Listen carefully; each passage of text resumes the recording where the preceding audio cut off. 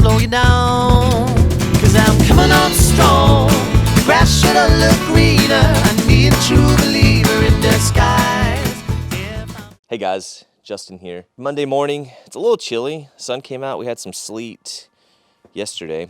Some people are saying it was snowing, but a lot of you guys would say it's sleet. You guys have seen our first video at 100 Falling Star. We did a video on it. It's right on the water. It's on the cove that is just east of Ross Perot's old point. So we purchased that property probably about 3 or 4 weeks ago is when we actually closed on it. But we put it under contract around 2 months ago. And when I put it under contract, I was walking up and down this road, checking out the other properties on this private road here. And really, there's only 2 houses on this whole street. There's 2 lots, which we purchased the one back there, and then our buddy Kyle purchased the one next to us. And then there's another house owned by a family. And then there's this house, as you can see, 58 Falling Star. As I walked up the street, I looked at what you guys are now seeing. The grass is all grown up. This is a driveway. This used to be gravel. When I walked up, I said, man, that place hasn't been lived in for a while. And as a real estate investor, this is what we look for, this type of stuff. When I walked up, I saw that it was vacant and it is in need of some repairs. I thought this house could be purchased for a good price. And so I found the owner of this property on our CAD system, and I started looking them up online and just looking up random numbers and calling and texting and say, hey, is this Alex? Are you the owner of this place? Is this Alex? And finally, someone responded and said, yes, I have that house. And I said, okay, would you be interested in selling this house? And he said, as a matter of fact, yes, I would. I'm actually meeting someone up there this next Saturday at 11:30 to look at it. And I said, okay, well, let's meet at 10. He says, okay, that'll work. And I said, what is it that you're asking for this property? And he told me that I could have it if I paid off his loan. And I asked him what that loan amount was for, and he told me around 140. And so I'm not sure what he had purchased this place for, if he had refinanced it or anything. I don't know what the original purchase price was, but he owed 140, and he was willing to let it go for that. To me, it was very much worth that because we paid close to the same price for the lot that's down there, and it does not have a structure on it. It's only half an acre. Now granted, it's right on the water. It's got really cool water views, but I knew with this being as close as what it is to the lake at 140, it was just a slam dunk. And so sent over the contract and I said, let's close this baby. I'm good to go. But we showed up at 10 on a Saturday, met him, walked around the property, reiterated what he owed on the property, and that's what it would take to purchase. And I talked to my wife, Ashley, and I was like, man, we gotta lock this thing down. He's got someone showing up in about an hour to look at this place. I'm gonna give him a handshake deal and see if he'll take it. So I walked back up here and I said, man, I'm normally lowballing people, coming in lower, trying to negotiate, but you seem like a good guy. I mean, you're straightforward. You told me what you owed on it. You told me what you needed. And so I said, I'll give you the 140, whatever the payoff is. And I shook his hand. And he's like, okay, man, we're good to go. So later that evening, he said, hey, I ended up meeting with that other person at 11:30 and he offered the same thing. And he said he closed really quick. And we were getting a loan just because this is quite a bit for us and we're building in the remodel part of it. And the other guy claimed that he was paying cash and could close quick. But he told me that he wanted to honor his word and honor the handshake deal that we made actually right here in this driveway that Saturday morning at 10. We're gonna put a little bit of money into it, get it fixed up, and we're gonna turn this into an Airbnb property also. I think this will do really well because you can see the lake down there. We'll get up in the bedroom and look at the lake view that you have from this house. I mean, we're really close to the water. We have lake access to the water. So from an Airbnb perspective, I think this property is just gonna do really, really well. So we're excited about it. Got the guys finishing up at our Richardson property, about 20, 25 minutes from here. So once we're done there, probably this week, I'm hoping, we'll jump over here next week and see if we can get started. So let's take a look inside. Come on. Feast your eyes on this view. Look, out the window, you can see beautiful Lake Texoma. On Lake Texoma, I mean, there's not just a lot of properties that are, I guess, close enough to the water and have a view like this that are this far set back. Make this the master bedroom, and so as you sleep at night and wake up in the morning, that's what you get to wake up to. I don't know when this house was built. I think originally maybe in the 60s, I believe.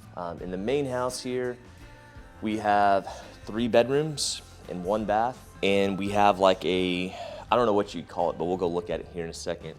It's kind of a tiny home in a way, but I believe it's used for like sleeping quarters. I would imagine just a structure. There's no kitchen or bathroom over there, but it'll be great for like bunk beds and like a good sleeping area. And so, whereas we have the 3 bedrooms in here, we're calling that the 4th.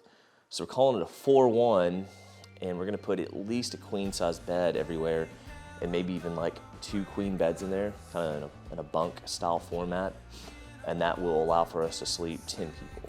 And as you work Airbnb and you look at different units and how those work, a big thing you look at is how many people does it sleep? How many beds does it have? And so we always try to get as many beds as we can to market those people who are trying to get in here for 8, 10, 12 people or whatever. So this would be for a little bit larger group versus some of our other Airbnbs, which are 1 bedroom, 2 bedroom, smaller structures. This has got a little bit more square footage. We're around 1,800 if you count that unit out there. So as far as a remodel, I don't want to disappoint you guys, but we're not going to do just a ton of stuff in here. Now, my definition of a ton of stuff may be different than others. Planning on leaving this wood panel. It's in really good shape, and we've always torn this stuff down because it's so dated looking. But I think for a lake house and for the look we're going for, I think it kind of fits this house. We may be painting it. That's what I'm unsure of. I don't know if we're gonna paint it yet or if we're gonna leave it as is, but I'm leaning towards painting it. So we're gonna paint these. We're gonna keep all the trim, all the doors, all the windows in trim.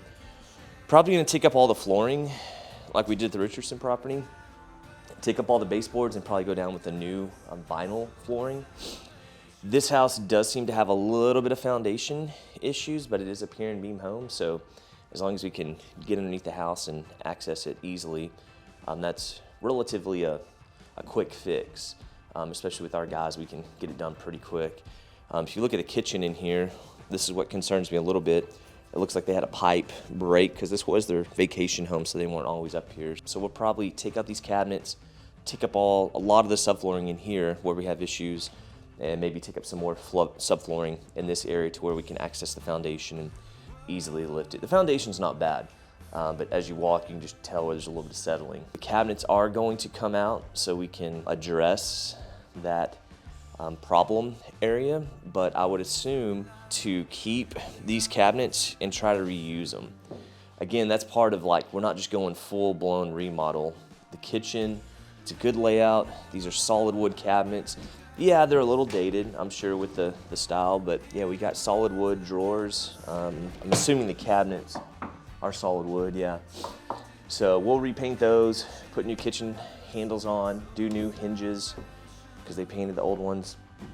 And we will put new countertops on. That's a big thing we'll do to give it that updated look. We do what's called an apron style sink a lot of the time. It's where you actually see try not to fall through the floor here. You can tell where they've cut it open. Keep the cabinets, new countertops, new sink, new appliances, probably stainless steel, new flooring, and get this sucker ready. Guest bedroom. This is the one and only bathroom. We may put 2 sinks in there just because we are going to have 8, 10 people staying here at a time. We'll replace all the lighting. I'll probably come in with some new can lights because these are the old fluorescent light bulbs. They're just inefficient and they take a while to kind of warm up and come on. So we'll do some new LED can lights, really update the space, get rid of this yellow light that always bothers me. Go with the white light. Bedroom 1. You saw the master over there with the lake view. Here's the 3rd bedroom in the main structure, and then we'll step outside and go look at the detached unit. So again, we call this a lipstick remodel. Paint, keep the cabinets, just repaint them, new countertops, new floorings, new baseboards, new light fixtures, and then just clean up around the outside, make sure everything's painted, everything looks good. But let's step outside and go look at this other unit. This whole porch area is kind of funky the way it's laid out. This is as cool as it is a liability. It's a tree going through the middle of my house. Of course, this area is part of the porch, so it's not a big deal. They've got some flashing over here on the backside. Really cool asset, but kind of a liability too, but we'll let it go as long as we can without tearing it out, because I think it looks really cool, but we'll see. This carport slash master bedroom, as you guys saw when we were in the house, we stepped into that master bedroom and we looked out to the lake views. There's a carport underneath it, and it seemed to have settled a little bit where these 4x4s are holding it. And so we'll jack that up and either reuse those 4x4s or we'll put some new ones in there and just adjust it and make sure it's level. Looks a little sketch back here, huh? We've got central heat and air. It actually works. I need to readjust that and get it level before it's not working. This was a deck area that you could have stepped out from the kitchen, living room area. I think the goal is to fix this up. These floors may still be good. We'll just refinish them, clean them up. If we need to replace them, we will. Okay, so as we step in here, see if I can turn this fan off. So I guess he was kind of using this as his tool room. He acted like I could keep a lot of stuff. He wanted to come and grab some things, but it'd be kind of neat if we can keep this ladder. It's a nice ladder. I mean, there's not much to this room. I mean, if I were to guess, it's a little over 12 foot by probably 20, 24 foot. Again, the goal is going to be to get maybe a queen size bed going this way, and then maybe a queen size bed up here, kind of like we did the Richardson property, the floating beds, and just create a lot of sleeping space for the kids, because I'm assuming this would be like the kids area. I guess they're using window units to heat and cool.